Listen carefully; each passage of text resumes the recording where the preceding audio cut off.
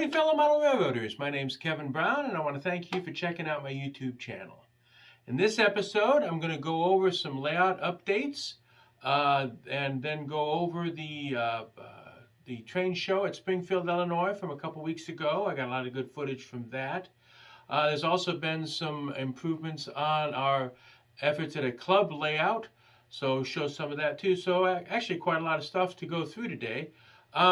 First and foremost, though, I want to acknowledge that April 1st, which was just a couple days ago, was the 5th anniversary of me being on YouTube.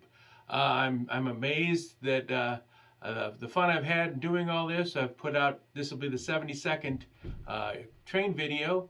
I've had a ball. I hope you guys have had a good time keeping up with me and what's going on. And I hope that we can keep doing this for quite a while. Okay, so enough of that.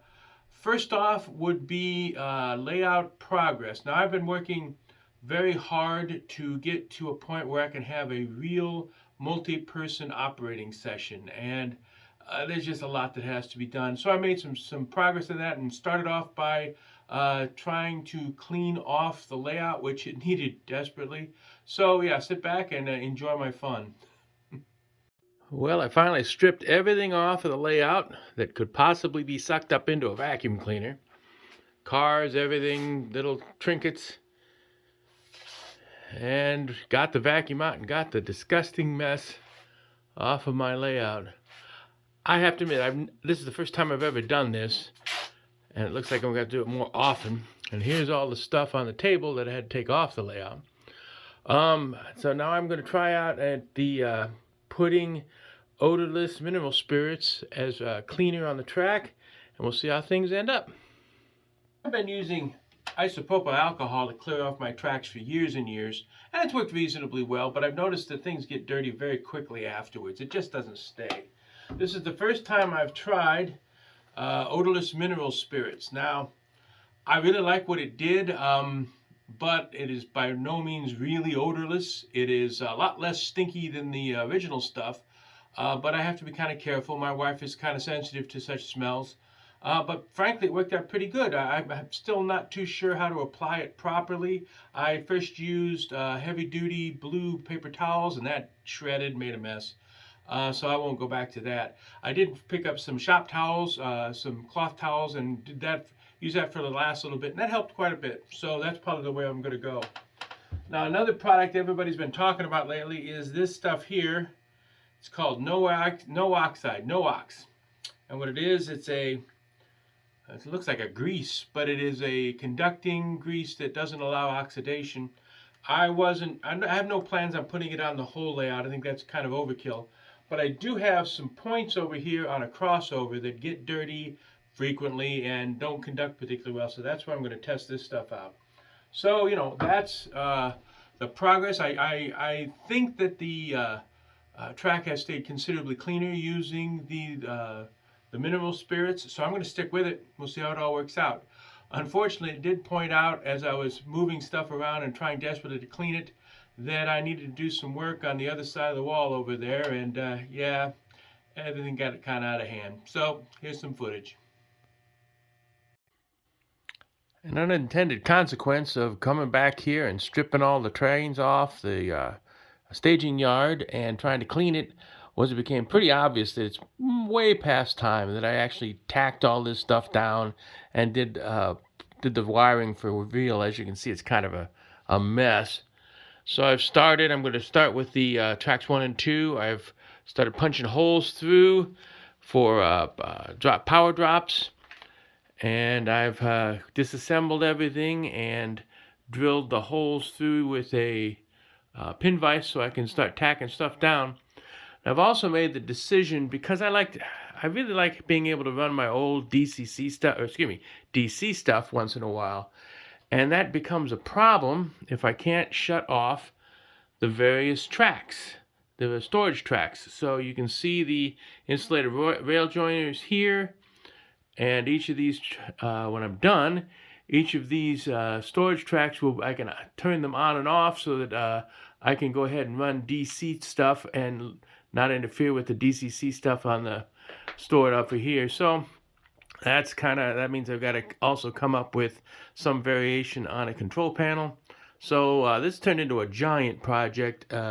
It's going to take me a while, but as you can see, I've got a good start on it. So yeah, we'll see how long it takes. Well, step 1 is done. Tracks 1 and 2 actually are tacked down and have power drops dangling over there ready to go. I have went ahead and got the main line and tracks 3 and 4 all disassembled and all marked on the layout. I think you can see it. And the holes punched in the wood and the holes punched in the track so I can tack it down. So that's the next step. Well, that's the last nail in the track. Everything is in place and nice and solid. It seems kind of ironic to me that I started all this to try and clean things up, and all I've done is made a much bigger mess.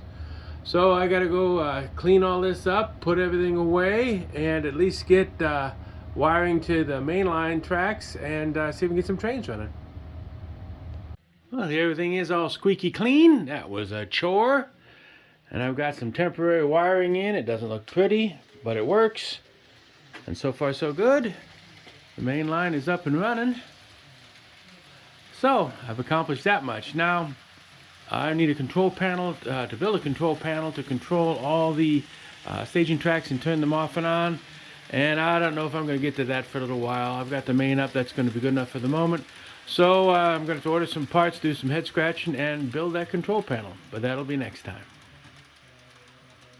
I feel a lot better getting the staging yard in more permanent shape. That's been on my list of big projects I've needed to do for some time. I do still need to work on the controls for turning on and off all the tracks, but I'll work on that. That's something I'll deal with probably next video. So that's that. Now on to the train shows. Now, I've been very blessed, I think blessed. In the last 4 weeks, the N scale of Bloomington Normal has had 3 different train shows locally. That's a lot. And last episode, I went through the ICC show. And this episode, I'll go through the Middle Train show, which is the Springfield train show. The next one is, which has already happened actually, but I'll do next video, is the Urbana train show. So, anyway, back to Springfield. I had gone to that show decades ago when it was in a completely different venue, and it's a one-day show, so it was a lot of hassle setting up N-Track back then. So I kind of blew it off. I decided to make a day trip and go down there. I was wrong. This is a gorgeous facility, layouts everywhere. Our group set up with the Missouri Valley N-Scale group, which is a wonderful bunch of guys. So I screwed up. This year I did not give it a lot of priority. Next year, you betcha. I want to be there and I want to play, especially a one-day thing now is a lot easier for me. So anyway, I took a lot of footage from Springfield, so sit back and enjoy.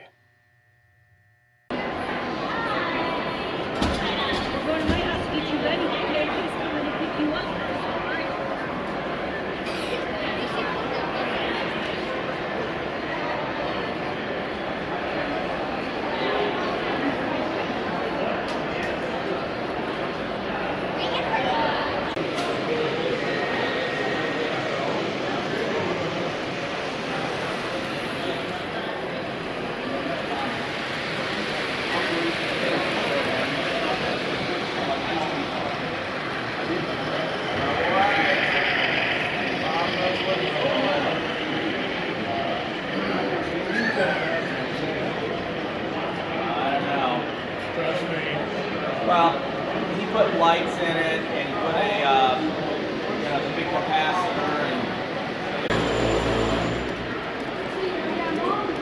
and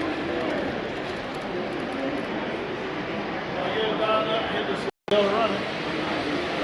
But you gotta put forward to return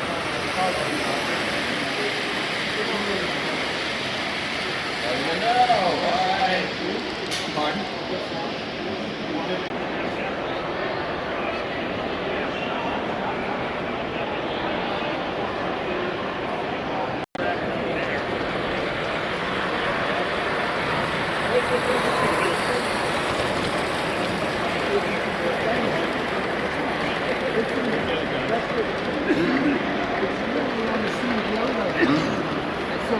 have to be able to go see it.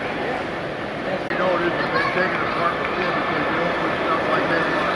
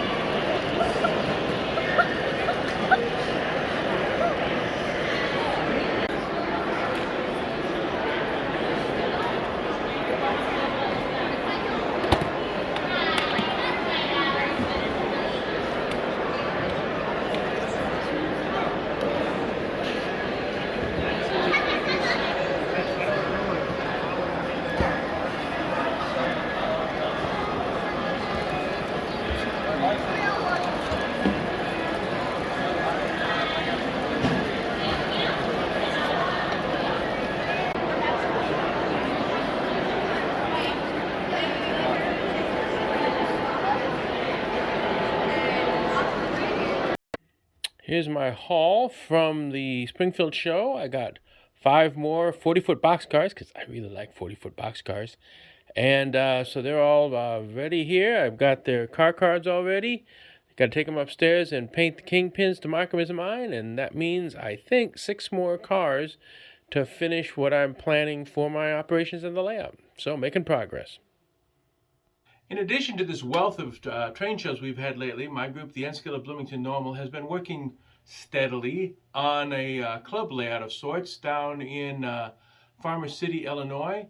It's basically an assemblage of a lot of our old N-track modules, which are in various states of disrepair.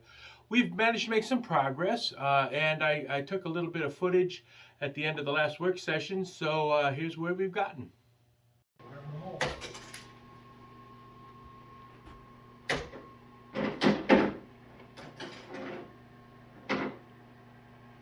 We're going to redo my. Here's the new modules we added, which is going to give us a much longer run over here. There you go. Gotta have something to get up for. And all we need is another reverse and loop, and we're in business. I have high hopes for what we're trying to accomplish down in Farmer City. One of our members showed up while we were working and looked it over, and I think he summed it up best. He said, I think this is big enough we can all play on. And I'm hoping that's what we can do. Not only just play on it, but also, with any luck at all, recruit some new members, because we're getting kind of short on membership, and just have something fun we can get together and do on a regular basis. As far as what else is going on with my group, the N-Scale of Bloomington Normal, we went to the Urbana Train Show. This video is too long for me to put that in here, so I will put that in the next video, kind of stretch out the the big stretch of 3 train shows all at once.